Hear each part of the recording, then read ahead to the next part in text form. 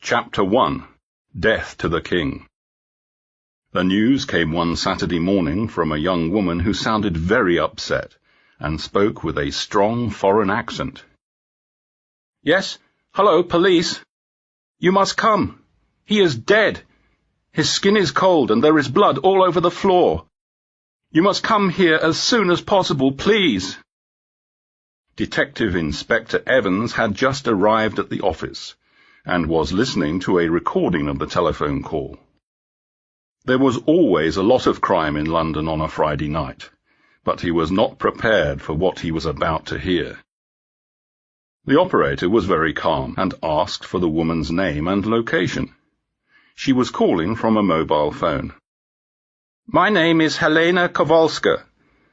I have just come to work. I am the cleaner at a nightclub called Lust in Charing Cross. I am sorry, but my English is not very good. When will you be here?" "We'll send someone over as soon as we can, Mrs. Kowalska," the operator replied. "Please stay where you are and let me take some more information. Do you know who the dead person is?" "Of course," she exclaimed. "It is the big boss. He has shot himself. The gun is still in his hand." Inspector Evans could not believe his ears. "The big boss," he repeated after the recording had ended. "Does that mean what I think it means?" Some people were nodding their heads in answer, others shrugged. Could Stanley Cooper really be dead? Stanley Cooper was not only the owner of Lust, but a notorious crime lord who ran a large chain of bars and nightclubs in London's West End. He also owned a dog track in Walthamstow. The Metropolitan Police called him the King of the Underworld, because they believed that he and his gangsters were responsible for much of the violence in the area. Unfortunately for them, they had no solid proof. "The call came in less than 20 minutes ago," said a deep female voice. "The forensics team are already on their way to examine the crime scene. Evans, you should go and join them. Something tells me that Cooper didn't kill himself, and if I'm right, this is going to be your case." It was Superintendent Fisher, the officer in charge of the station. She was a very powerful woman, and everything she said sounded like an order. "Yes, ma'am," replied Inspector Evans. "I'll take Sandra with me if that's okay. We've both been working on cases involving Cooper's gang lately." "That was going to be my next suggestion, Evans," the superintendent growled. "I want you to treat this death as suspicious from the start. Don't leave any stone unturned when you're down there." "Of course not, ma'am."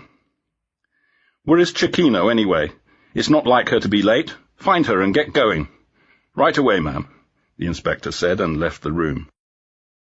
Detective Inspector Sandra Cecchino was sitting in the staff kitchen when Inspector Evans burst into the room. "Ah, Sandra, there you are." She looked up from her large cup of coffee in surprise. "Oh, it looks like someone had a long night last night," Evans said in a friendly tone. Inspector Cecchino smiled weakly. "Yes, you could say that, Gary. I just haven't had time to put on any makeup." "Never mind. You look no worse without it," he joked. "Anyway, you've just missed some important news. You'll never believe what happened last night."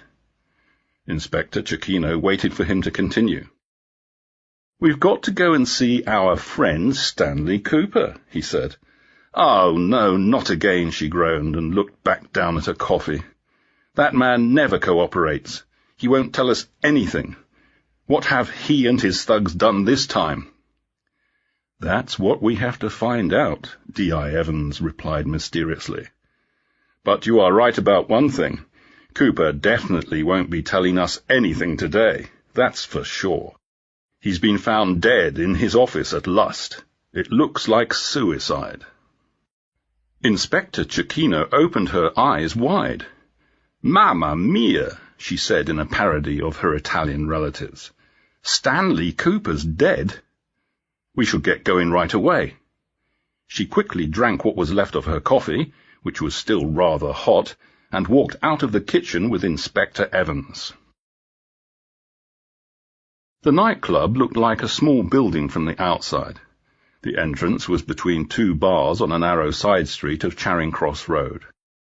Large, colourful posters on the door advertised which disc jockeys were playing on which nights, and red neon lights above the door spelt out in elaborate letters the word Lust.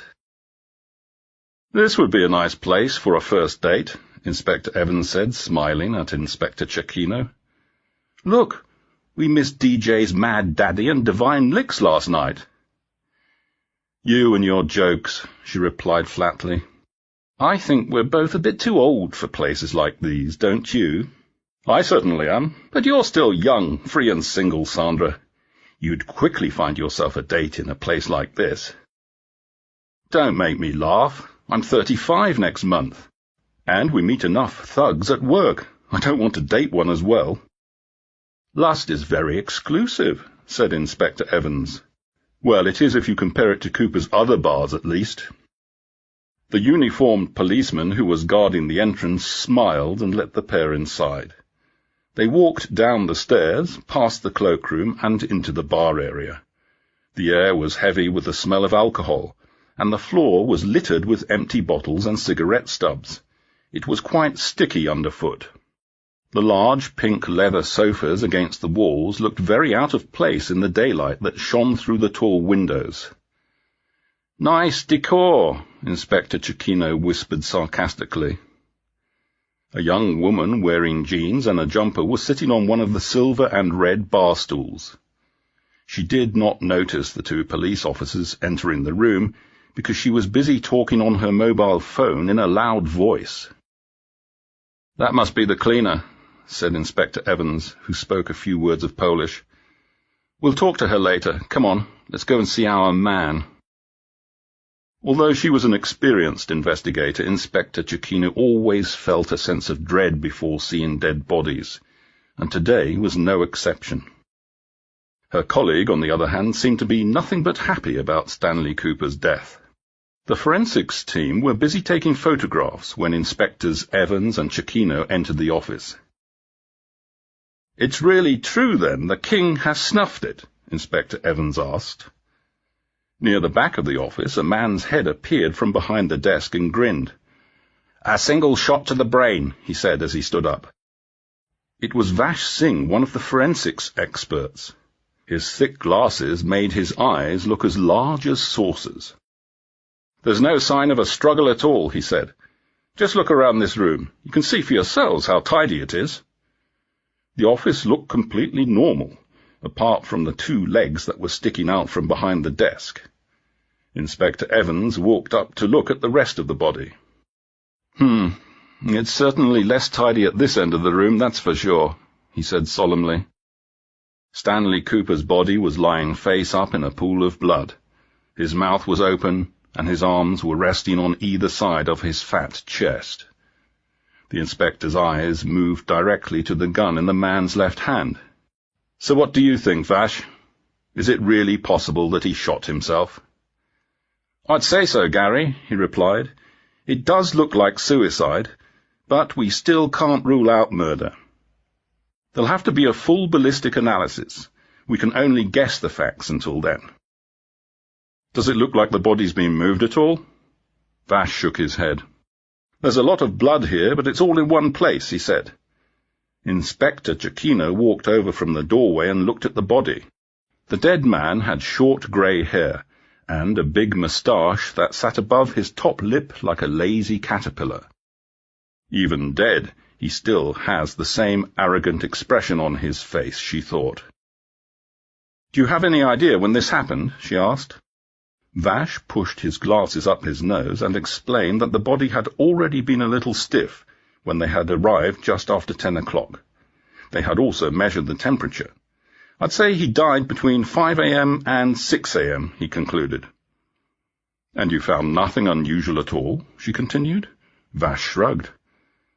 "I wouldn't expect his arm to be in that position if he shot himself," he said. "But on the other hand, it's not impossible." "Well, you've been trying to bring this man to justice for a long time, Sandra," said Inspector Evans.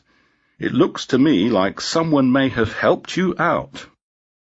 "Maybe," she said quietly, staring at the dead man's arms. Then one of the other forensics experts said that there was something interesting about Cooper's shirt.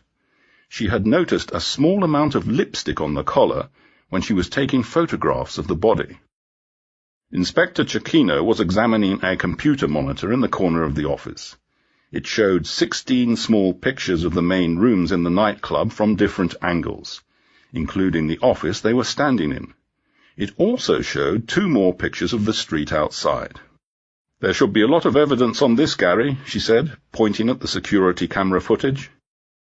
Inspector Evans looked at the screen and scratched his head. He replied slowly. "There might have been, if someone hadn't switched it off. Look, it's not recording." Chapter 2. Find the Woman.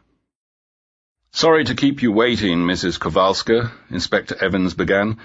"Could you begin by telling us what the nightclub was like when you came to work this morning?" "Everything looked normal," she replied, looking him in the eye. "The doors were locked and the lights were off. The sign outside was still turned on, but that happens quite often." "Is there an alarm system fitted here?" he asked. Inspector Cecchino was noting down the information and looked up at the cleaner when she did not reply. "Do you have an alarm?" Evans repeated. "Yes. Sorry, I do not understand everything you say," Helena said. "The alarm was turned off when I arrived. I thought that the big boss was here, or the manager. They sometimes stay in the office and play poker until the morning." "I see. Can you tell me the manager's name, please?" "Omar Omari," the cleaner smiled. "He is such a charming man, Inspector.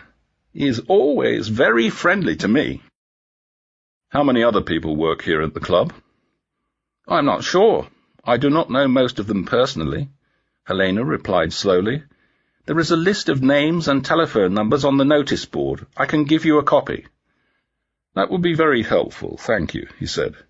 "It would also help us a great deal if you could answer a few more questions." The cleaner sighed a little and looked at her watch. "I must do some work," she complained. "I have 2 more places to go to this morning." "I'll try to be brief, Mrs. Kowalska. Have you heard of any arguments involving Stanley Cooper recently?" The young lady shook her head. "I do not see the big boss often, and when I do, he does not tell me anything like that." "I see. But maybe you've heard other people talking about him."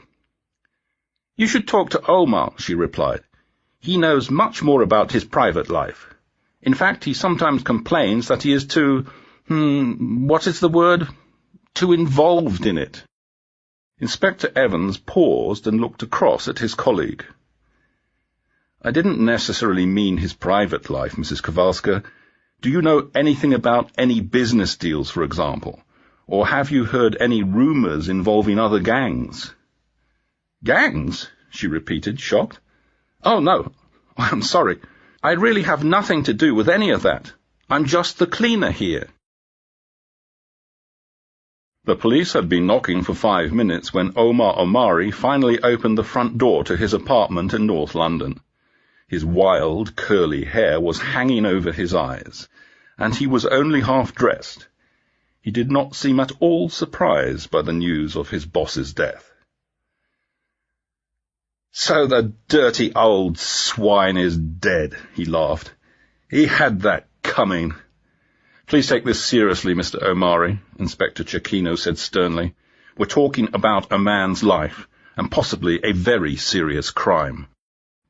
"What do you mean by possibly?" he asked. "We're still trying to find out exactly what happened last night," she said calmly. "May we come inside?" "Why, of course. Do come on in, officers," the man said with exaggerated politeness. "Take a seat in the lounge and I'll be right with you." The pair sat down on an old blue futon that was covered in large stains. Omar came back a minute later wearing a white T-shirt. He was also carrying a rolled-up pair of socks which he put on as the police began their interview. "Could you begin by telling us when you left work last night, Mr. Omari?" Inspector Cecchino asked in a tolerant voice. Yes, it was a really busy night, and I stayed until the end. We had some great DJs playing. Mad Daddy was there, you know. So it was an important event for us all. It went really well. He brushed his hair away from his eyes and looked at the two inspectors, who both seemed to be expecting him to say more. "Oh, I was there until about 4:30, I suppose," he finally answered. Inspector Cecchino wrote down the information. "Did anybody see you leave?" she asked. "At that time in the morning? No. At least nobody I know. I got the night bus back up here." Well, what can you tell us about Stanley Cooper? Was he alone when you left the club?" "No. A man called Bruno Tartufo was in the office with him all night," he explained. "He's the boss's right-hand man. They're almost always together, and he was still there when I left."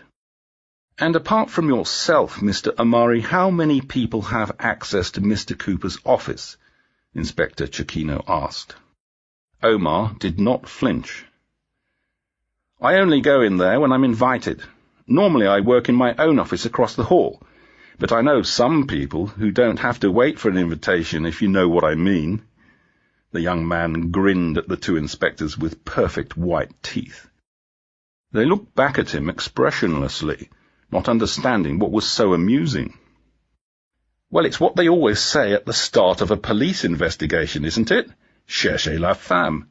And I can tell you right away that Cooper had a young lady friend, a Miss Kim Watt. She had him wrapped around her little finger." "Kim Watt?" repeated Inspector Cecchino. "Yes, Kim Watt, the kumquat, I call her. A fruity little thing.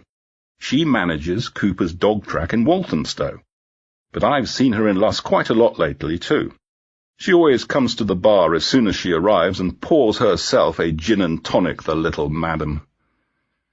"Did you see her at the club last night?" Omar shook his head and brushed back his hair again. "Who else would Mr. Cooper let into his office?" asked the inspector, who suddenly felt there was something strangely attractive about the club manager. "Just his idiot henchmen, I guess. They do everything for Cooper, and they have keys to all of his bars and clubs. Faithful as dogs they are, and just as stupid." Inspector Evans laughed a little and took down the men's names. "Now then," he continued, "has anything happened lately that could have made Stanley Cooper someone's enemy?" "Lots," Omar exclaimed. "And you're asking the right person, let me tell you. He tried to get me involved in some of his business activities outside the nightclub, but I didn't want to have anything to do with it." "Is that what Helena Kowalska meant when she said that you knew about his private life?" Inspector Cecchino wondered aloud. "Ah, Helena," sighed Omar. "She doesn't know the half of it. But yes, I've told her some things in private. The boss wanted me to take a message to a client in Walthamstow. I'm not paid to go on dangerous missions like that, though." "One last thing, Mr. Omari," said Inspector Evans towards the end of the interview. "Do you know how to operate the security camera system at Lust?" "Of course," he replied. "I'm the manager there, aren't I?" "Actually, I don't have to do very much at all. It runs automatically, you see. The cameras are connected to a computer that saves the videos for a month, and then they're deleted." "Someone stopped the computer from recording last night," the inspector explained. "Have you any idea who that might have been?" Omar blinked at him. "No, but it seems like a sensible thing to do if you're going to commit a crime, doesn't it?" he said dryly. "Is it possible that there's another copy of the videos somewhere?" Inspector Evans continued. "For example, is the footage sent to another company, or to Mr. Cooper's home computer?" "Nope," said Omar simply. "His house is the one place that is totally secure, Bad Manor Park. I've heard that it's like Fort Knox there." "Bruno Tartufo," repeated Inspector Evans after they left the apartment. "This isn't the first time we've heard that name lately." The Metropolitan Police were trying to fight the sale of cocaine in and around the West End, and several unimportant members of a drugs ring had mentioned Tartufo. "Another fine Italian citizen in the City of London," said Inspector Cecchino ironically. "We're not related before you say anything." Inspector Evans was more interested in finding Tartufo than making jokes. He radioed the station. "I need addresses for Bruno Tartufo and Kim Watt," he said, "and make sure that the family liaison officer reaches Stanley Cooper's daughter before the Polish cleaner starts to gossip." Later that day, towards the mid-afternoon, the two detectives drove to an elegant townhouse in Chelsea. It was the address of the third and last Kim Watt in central London. The first two had said that they did not know anything about anyone called Stanley Cooper. The pair had also tried to speak to Bruno Tartufo, but there was nobody home. Inspector Evans walked up the 3 white marble steps leading to the large black front door, rang the bell, and waited. The voice that eventually came through the intercom was as sweet as honey. "Hello?" she asked, her voice almost seductive. "Who's there?" "Police, ma'am," replied the inspector with a small smile. "Please open up." The first thing the police saw on the other side of the door was a tall redhead with a surprised expression on her face. Her lips were painted bright red. Moments later, a short man with a thin moustache entered the hallway and stood next to her. He looked at the police and put his arm around the woman. "Miss Watt?" Inspector Evans began. "Yes? We've come to talk to you about Stanley Cooper. May we come inside for a moment?" "Ah, you've caught him at last, have you?" joked the small man in an unmistakably Italian accent. "Bruno, be quiet," Kim hissed. "Ah, and you must be Mr. Tartufo," the inspector smiled. "We have a lot to discuss."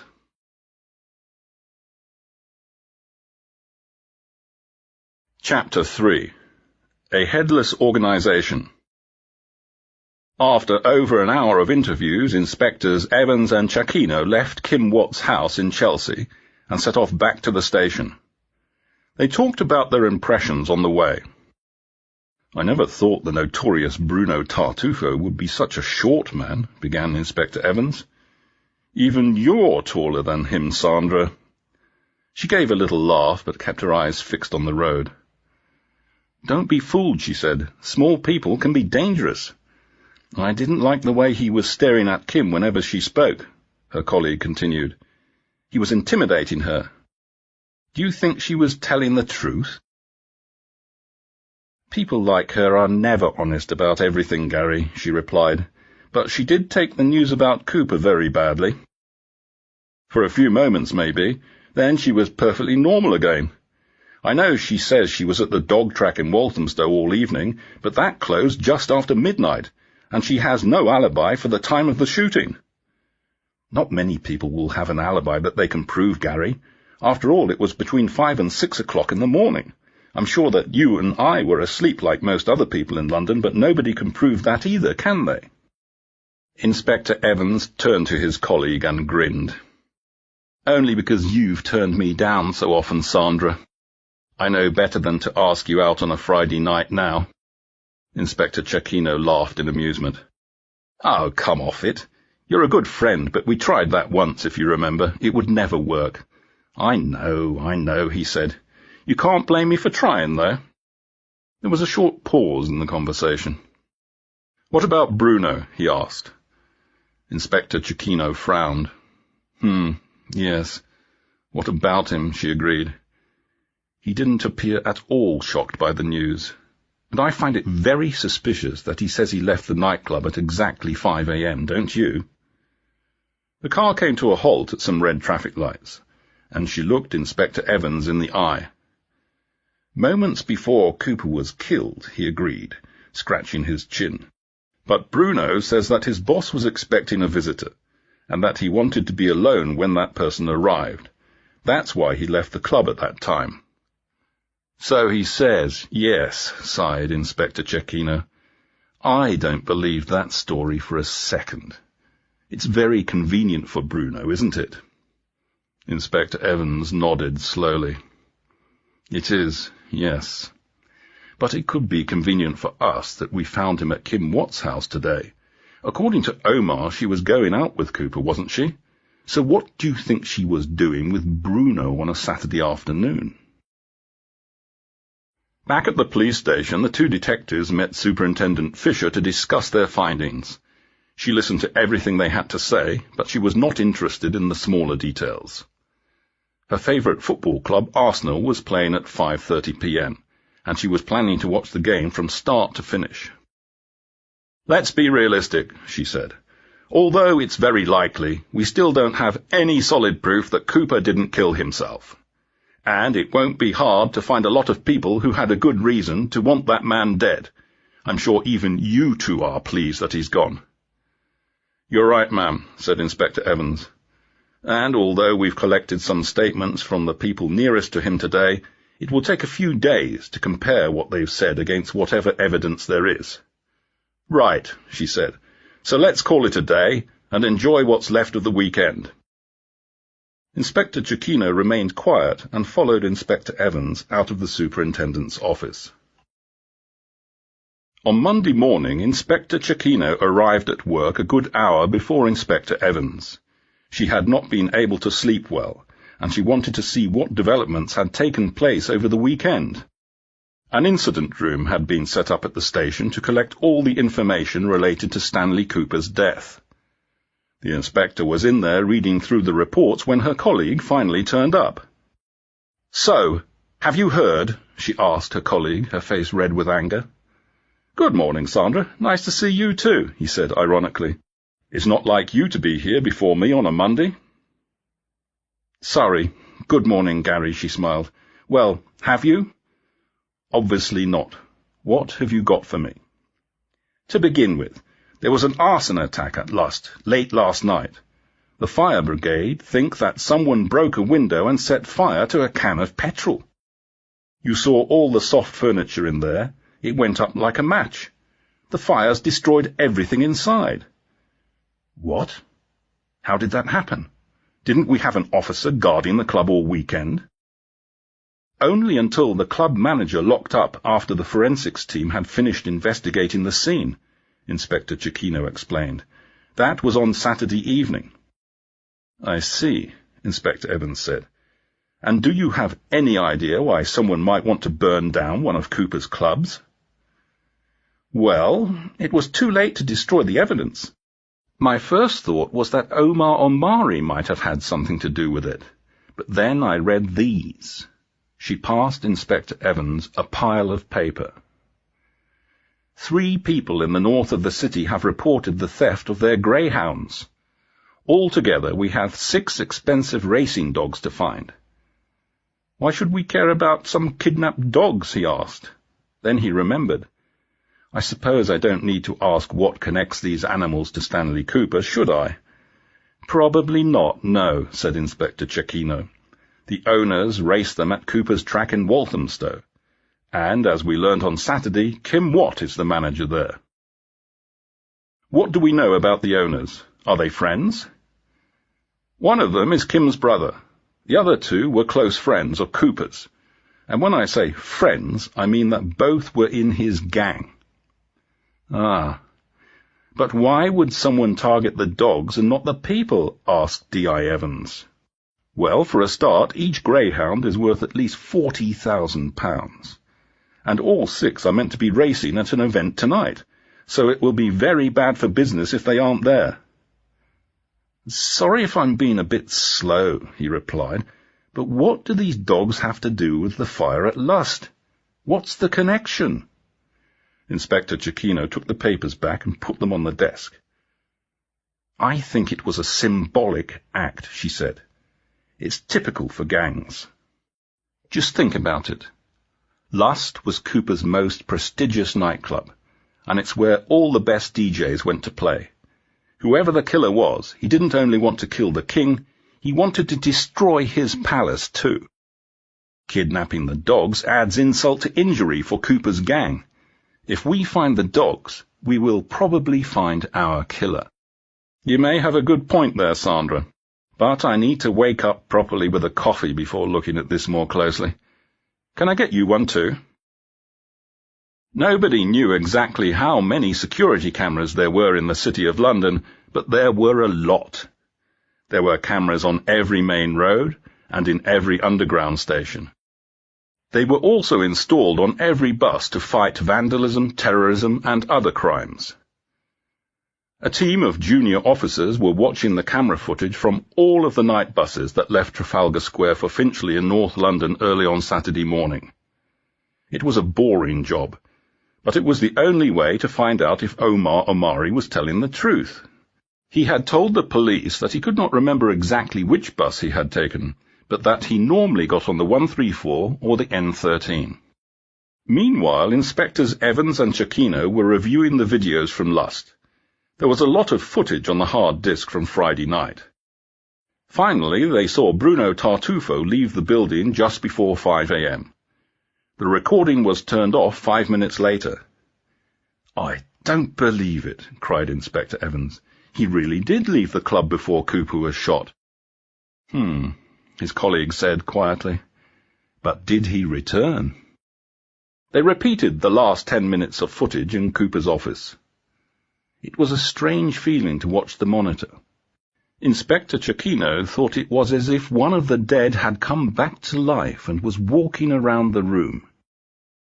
The two detectives watched Cooper point to the door, at which point the short Italian man turned and left the room. Cooper then took out his mobile phone and made a call that lasted only a few seconds. He was smiling. After he put his phone back into his pocket, he waddled up to the computer in the corner, looked up at the camera, and the screen went black. "He turned off the recording himself," she exclaimed in surprise. "Why would he do that?" "I'd say it's fairly obvious that he was about to do something that he wanted to keep secret," replied Inspector Evans dryly. "What do you mean?" "Well, it could have been anything. A secret business deal, a meeting with an important drug trafficker, maybe even a meeting with a mystery lady friend." Inspector Cecchino laughed. "A mystery woman? Do you really think that someone as unattractive and disgusting as Stanley Cooper could manage 2 women? He was about to reply when one of the junior officers shouted across the room, "I found him!" She had identified the bus that Omar Omari got onto after work on Saturday morning. The club manager had been correct that it was the 134 to Finchley, but he had got the time wrong. According to the clock on the screen, it was already 5:30 a.m. when he left Trafalgar Square. A whole hour later, Inspector Cecchino thought aloud. A lot can happen in 60 minutes.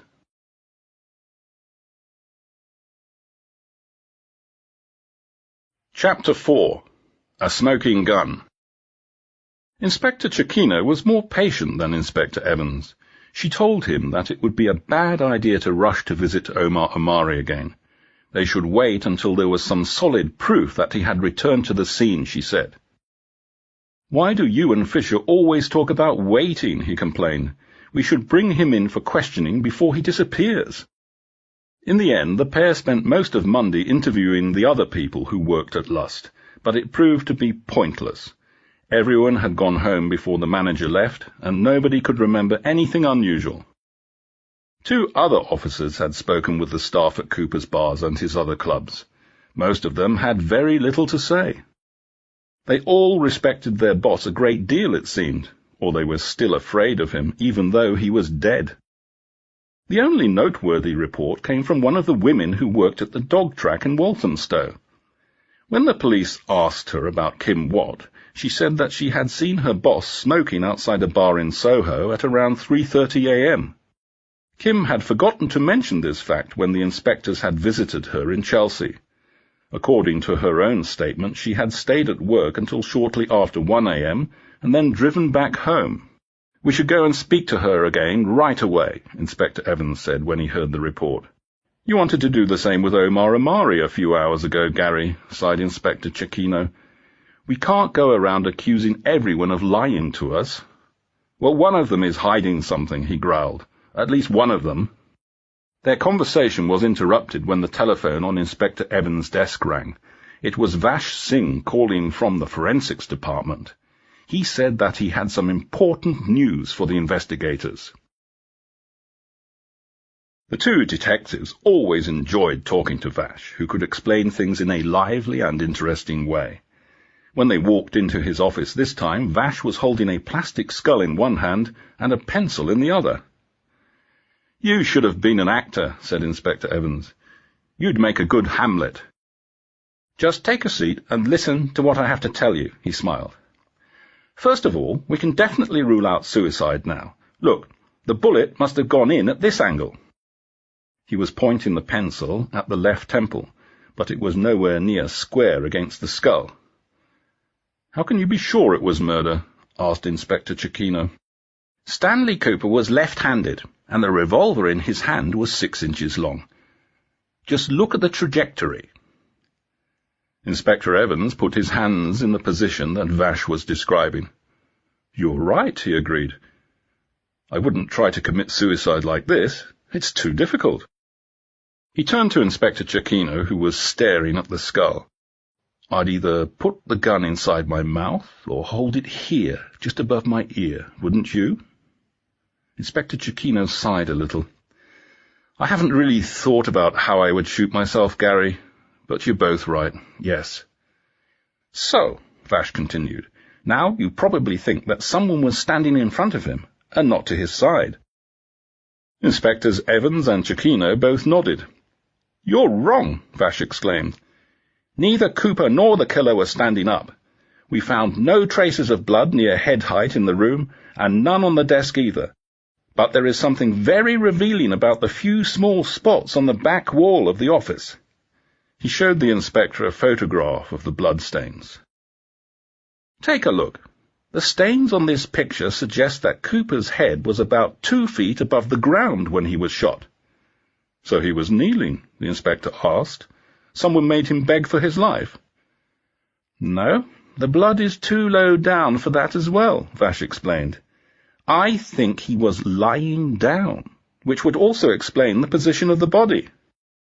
Inspector Evans remembered seeing Cooper's body on the office floor in Lust. It was true that he did not appear to have fallen to the ground. Both of his arms were resting on either side of his chest. "Do you mean the killer was lying on top of him?" he asked. "That would explain the lipstick on his shirt as well, don't you think?" Vash suggested. "Cherchez la femme." The inspectors exchanged looks. "Did anyone ever find Cooper's mobile phone?" asked Inspector Cecchino. "We know that he made a call shortly before he was shot, but we have no idea whose number he dialed. We asked his telephone company, and they said that it belongs to a pay-as-you-go phone that hasn't been registered." Vash shook his head. "We didn't find anything else in the office that could help you," he explained. "Apart from one thing, that is. You haven't asked about the really important clue that we are quite excited about." "What's that?" the two inspectors asked simultaneously. "Whoever shot Stanley Cooper wanted it to look like a suicide. So they left the gun and the shell casing on the scene. Of course, there is no license for the gun, but the bullet was quite rare. The ballistics expert says that fewer than 5% of revolvers use this type. Interestingly, they're more popular in Eastern Europe. There's a large factory near Warsaw." "He was killed by a Polish bullet?" asked Inspector Evans, surprised. "Not necessarily, no. The same bullets are available in Britain as well, but they're not used very much." "The cleaner is Polish," the inspector continued, ignoring what Vash was saying. "I bet she knows some people in Cooper's gangs, too. I thought it was strange that someone who visits a place like Lust so often knew so little about the people there." Inspector Cecchino smiled at Vash and turned to her colleague with an irritated look. "Will you stop accusing everyone, Gary?" she complained. "First it was Bruno, then Omar, then Kim, and now you want to accuse Helena Kowalska." "I want to speak to them all again," he replied stubbornly. "We should start with the women. After all, that lipstick on his collar must have come from somewhere." "But it could have been there for days," Inspector Cecchino said. I don't think Stanley Cooper was the most hygienic man to walk this planet. Kim Watt was alone when the detectives arrived at her house early that evening. She opened the door with the same surprised look on her face that they had seen on their previous visit. "Do you mind if we ask you a few more questions about Friday night, Miss Watt?"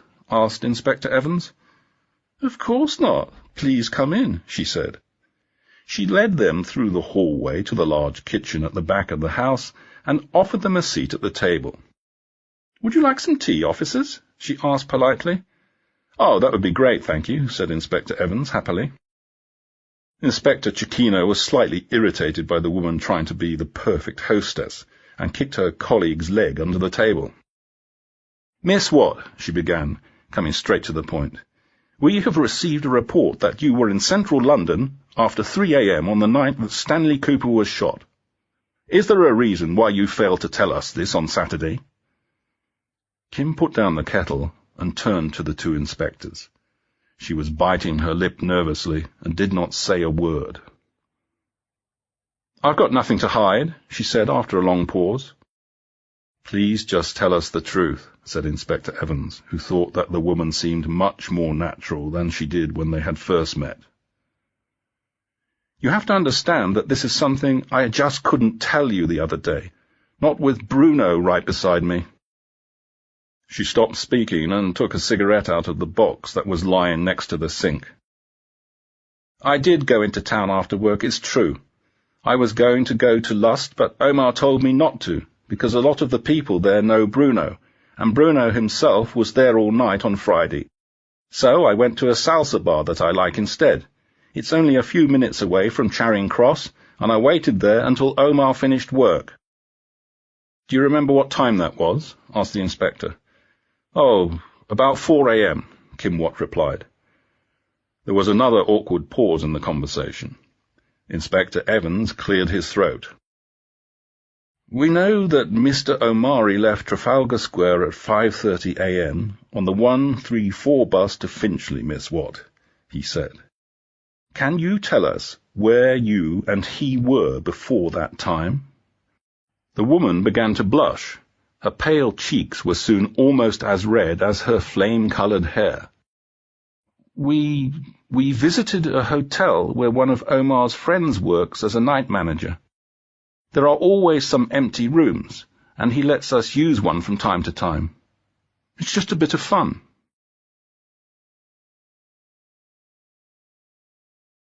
Chapter 5. The Fight for Justice. Superintendent Fisher entered the incident room on Tuesday after she walked past and saw that Inspectors Evans and Cecchino were laughing inside. "What's so funny, you two?" she asked impatiently. "It's been over 3 days now, and you've found more questions than answers." The two detectives tried to look serious, but Inspector Evans burst out laughing again. "Sorry, ma'am," he said. "It's a private joke." The superintendent noticed Inspector Cecchino lifting her hand from Inspector Evans' shoulder. "Never mind that," she answered. "You need to get to the bottom of this case before these gangs get out of control." There had been more violence on Monday night. Bruno Tartufo had attacked 2 of Cooper's henchmen, and they were in hospital. "We're doing our best, ma'am," said Inspector Cecchino. "We found out today that both the bar manager and the woman that Cooper was seeing have a solid alibi. They were recorded entering and leaving a hotel." "Who are your other suspects?" asked Superintendent Fisher. "For a moment we thought the cleaner might have been involved," explained Inspector Evans, smiling slightly. "She has keys to the nightclub, and she's Polish." "Polish?" "Well, like the bullets that Vash told us about," Inspector Evans continued. "But we looked into her background today, and it's true that she and her family have nothing to do with any gangsters, as far as we can tell." Inspector Cecchino was trying to give the impression that they had more to work with. "There's still a big question mark over Bruno Tartufo," she said. "He was the last person on the scene, and nobody can prove his alibi. And we are watching him very closely," added Inspector Evans. "He's going to be at Cooper's funeral with the rest of the gang at 4 o'clock today." "Fine," the superintendent replied shortly. Just make sure that nobody sees members of the police attending the funeral of one of London's biggest criminals." "Any news about the search warrant, ma'am?" asked Inspector Cecchino. "Do we have permission to go to Bruno's house yet?" "Yes, we should have it ready before the end of the afternoon." With that, Superintendent Fisher turned around and left the incident room. Inspectors Evans and Cecchino drove to the crematorium in an unmarked car and waited outside the gates. They arrived half an hour early so that they could watch the crowd. Some mourners were already there. Many others soon turned up and formed a long line of black suits and overcoats outside the building. "I don't like these places at all, Gary," said Inspector Cecchino quietly when the hearse drove up to the door of the crematorium. "Nobody likes funerals," he smiled, "but I think we can be pleased that Stanley Cooper has danced his last dance, don't you?" "I suppose so," she said quietly. "Come on, Sandra, just think about it. You always said he was a monster. Secretly, we both know that he deserved whatever happened on Friday night. Remember all those drug-related killings last year? Only someone as evil as him could have ordered so many executions. Amari was right. He had it coming." Inspector Cecchino was silent and watched 6 fat men lift the coffin onto their shoulders. He was behind so many other crimes as well, and we all knew it. How many cases have we worked on over the past few years? "And he always got away," she said, speaking over her colleague. This conversation was practically a routine, but the tense was now new. Stanley Cooper was history. "If we're lucky, his gang will be powerless soon," he continued. I feel sick," she said suddenly, interrupting him. Inspector Evans looked across at her in surprise as she opened the door and stepped out of the vehicle. "I just need some fresh air," she said, looking back into the car. "The air conditioning in there is making me nauseous." The inspector watched her walk along the grass with one eye fixed on her long, slim legs. After a moment he thought he saw 2 people in the crowd staring at Sandra too. They looked as if they could have been Bruno Tartufo's brothers. "I think you've got a couple of admirers here," Inspector Evans said when Inspector Cecchino finally returned and got into the car. "What are you talking about?" "There were 2 men staring at you. Didn't you see?" "Oh, no, not really. This place is full of criminals today, though, Gary. I'm sure we've met them all before at one time or another." They sat and waited for the funeral to end. Inspector Evans wanted to see whether any fights would break out between the mourners, or whether any more gangsters would come to cause trouble. After 20 minutes of near silence, a call came through on the radio. It was a sergeant at the station who had just made an arrest. "We've caught the person who set fire to Lust, sir," she said in excitement. "It was Bruno Tartufo's younger brother, Alessio. He says that Cooper's gang has divided into 2 groups, one led by Bruno and the other by a thug in Walthamstow. This second gang forced him to destroy the club in order to save his family. He's been very helpful so far because he wants us to protect him." "Protect him? What do you mean we should protect him?" "From the other gang, sir, but from his brother too. He says that lately Bruno has been a dangerous man to be around. He's also told us who kidnapped those dogs. Apparently Bruno is keeping them in his cellar as some kind of trophy, but he wants to either sell them or shoot them. He sees himself as the next big cheese."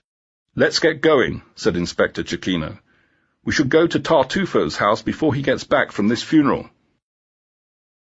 Bruno Tartufo owned a large house in Chelsea that was twice as large as Kim Watts. The 2 detectives did not yet have a search warrant, but they had a good reason to believe that a crime was taking place in the cellar. It meant they could go inside. The old Italian woman who let them in did not ask many questions. When she said that she did not have a key to the cellar, Inspector Evans kicked open the door without thinking twice. Immediately 6 brown dogs ran up the stairs and jumped all over him. One even started to lick his face as if it were a giant ice cream. During the chaos that followed, Inspector Cecchino carefully stepped downstairs into the darkness of the cellar. It was her only chance, and she decided to take it. She slowly pulled out a small box from her coat pocket and placed it on a table at the far end of the room. It contained around 24 bullets that she had bought under cover on the black market. As she turned around to leave the cellar, a hand came out of the shadows and landed on her shoulder. "Sandra," said a concerned voice, "what the hell are you doing?" She looked up at Inspector Evans, who was shaking his head in disbelief. He had a bad feeling about what she was about to say. "I was just taking a look at these bullets," she began. "Don't lie to me. I saw you put them there." Inspector Cecchino paused and looked around the room. "Gary, we've been trying all year to bring Cooper to justice, but he always got away. You know how he operated. He always had a puppet in place to take the blame for what he did. And Bruno is no better. He would kill his own mother." "I can't believe this," he hissed. "That's not how justice works." "Justice? Let me tell you about justice, Gary. I'm sure you don't remember a young man who committed suicide in Camberwell 12 months ago," she began. "No, I can't say that I do. There are a lot of suicides in London." "You're right, there are, but this wasn't really a suicide. Everyone just assumed that it was." "How can you know that?" he asked. "Who are you talking about?" "It was a university student," Inspector Cecchino said flatly. "Matthew Puglisi." Inspector Evans looked her in the eye. He moved his hand down from her shoulder to her hand and squeezed it. "He wasn't just a student, was he?" he asked calmly. "No, Gary," she said, and looked down at the floor. He was my nephew. He was killed 1 year ago on Friday night." Inspector Cecchino looked back up at Inspector Evans with tears in her eyes. "He was my nephew, and he told me that he was in trouble with some drug dealers at a nightclub in Charing Cross. I think you can guess which one. He'd even received some death threats, but he was too afraid to talk to the police. Apart from me, that is." "Are you serious? You were behind the whole thing?" She thought of the 2 men at the funeral. They were her cousins, and they had helped to arrange her meeting with Cooper. "Yes, Gary, just little old me. Cooper let me into the club because he thought he was going to get some information about his enemies. It was easy. A little charm and a little lipstick go a long way, and I thought it would be easy to blame Tartufo. You know it would." "Sandra, you must realize that I can't let it go," he said. "You can do whatever you want," she replied quietly. She was now the one squeezing his hand. Inspector Evans took a deep breath and sighed. Inspector Cecchino was his friend, but a murder was a murder. "We can't all go out there and take an eye for an eye," he cried. "We have Alessio Tartufo now. He will tell us everything we need so that we can arrest his brother. As for you, what can I say?" "I'm sure you'll do whatever you think is right, Gary." He growled and went back upstairs, leaving Inspector Cecchino in the dark.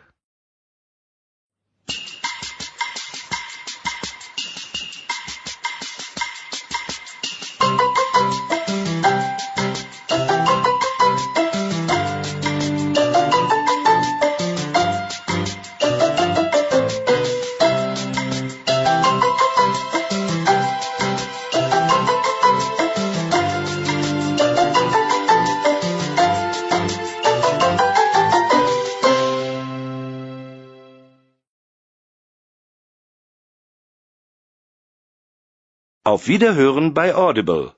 Audible. Clever lesen. Einfach Zeit sparen.